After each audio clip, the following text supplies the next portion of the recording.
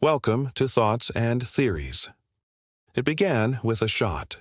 A single gunfire in a quiet European city called Sarajevo on June 28, 1914. A young Serbian nationalist named Gavrilo Princip pulled the trigger, killing Archduke Franz Ferdinand of Austria. It was quick, brutal, and in that moment, the world unknowingly stepped onto a path that would kill over 17 million people. But the truth is, that gunshot was not the real cause of the First World War. It was only the spark that set fire to a world already soaked in fuel. The question is, how did humanity fill itself with so much tension, pride, and paranoia that one bullet could set the whole planet ablaze? To understand why World War I happened, we have to go back decades before that day in Sarajevo. Europe in the late 19th century was a continent drunk on power. The great empires, Britain, France, Germany, Austria, Hungary, and Russia, ruled vast portions of the earth. Their maps were colored in arrogance. Every king and emperor wanted his empire to be larger, stronger, more respected than the rest. It was not just about armies and land. It was about national pride, the kind that turns love for one S country into a belief that one S country is destined to rule the world. Germany was young, ambitious, and restless. United only in 1871 under Otto von Bismarck, it quickly grew into a powerful industrial and military force. But that rise frightened the others. Britain, who had ruled the seas for centuries, saw Germany's new navy as a challenge. France, humiliated by Germany in a previous war, burned with the desire for revenge. Russia wanted influence in Eastern Europe. Austria-Hungary feared losing control over its many ethnic groups. Every empire was watching every other empire preparing for a war that nobody wanted but everyone expected. And so, Europe split into two armed camps. On one side stood the Triple Entente, Britain, France, and Russia. On the other, the Triple Alliance, Germany, Austria, Hungary, and Italy. It was like a continent tied together with a web of promises and fears. If one nation was attacked, the others would come to its aid. It was meant to preserve peace, but in reality, it made war inevitable. Because when one domino fell, all the rest had to follow. Militarism added to the madness. Nations were building massive armies and stockpiling weapons as if preparing for doomsday. Young men were told that dying for one's country was the highest form of honor. Governments and newspapers fed them stories of glory, adventure, and heroism. Nobody spoke of mud-filled trenches or gas burns. Nobody imagined millions buried in foreign fields for reasons they could never explain. War was not seen as horror. It was seen as destiny. And behind it all was something even more poisonous: nationalism.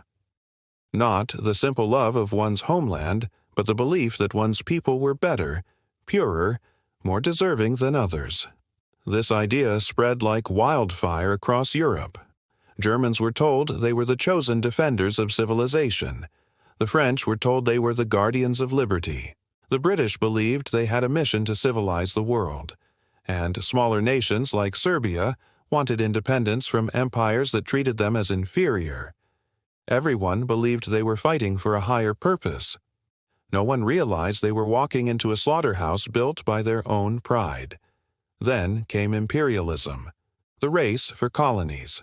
Africa and Asia became trophies in a global contest for power. European powers carved up continents as if they were slicing a cake.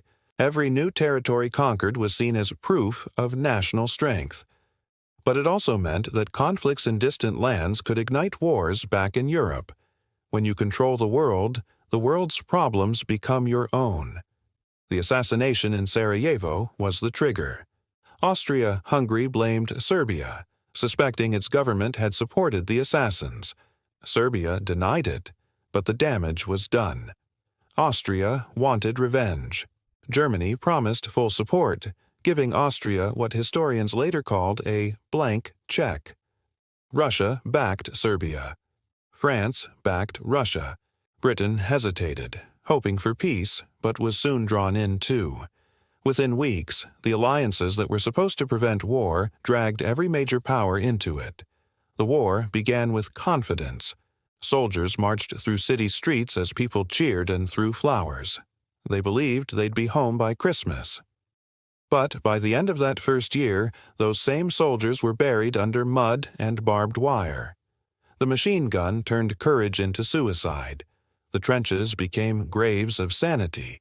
The gas turned the air itself into an enemy. The romance of war died in the sound of artillery. Philosophically, World War I wasn't just a military conflict. It was a crisis of civilization. For centuries, Europe had called itself enlightened, rational, moral, advanced. It built universities, celebrated science, and talked about progress. Yet, when the test came, all that reason collapsed into chaos. The same minds that invented medicine invented poison gas.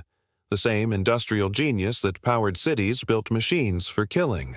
It was as if the human race had built a magnificent palace of reason, only to discover that it stood on foundations of madness. Why did World War I happen? Because humanity forgot its limits. Because the pride of nations outweighed the value of human life. Because fear disguised itself as strength, and ambition disguised itself as destiny. Every leader thought he was acting to protect his country, but in doing so, he helped destroy a generation. Consider this: not a single leader in 1914 truly wanted a world war. They all believed they could control it. Austria thought the fight would stay local. Germany thought Russia would stay out. Russia thought Germany would hesitate. Britain thought it could mediate. Every step was logical on its own, and yet the sum of those logics led to catastrophe. It's one of the cruelest truths of history that reasonable people following reasonable steps can create unreasonable disasters. The war changed everything. Empires fell, borders shifted, millions died without ever understanding why. The old world of kings and empires vanished, replaced by republics, revolutions, and resentment. Germany was crushed and humiliated, setting the stage for the next great tragedy, World War II. The seeds of one war grew directly out of the ashes of the first.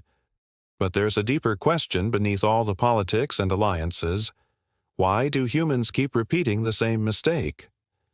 Why do we let pride, fear, and greed outweigh empathy and reason?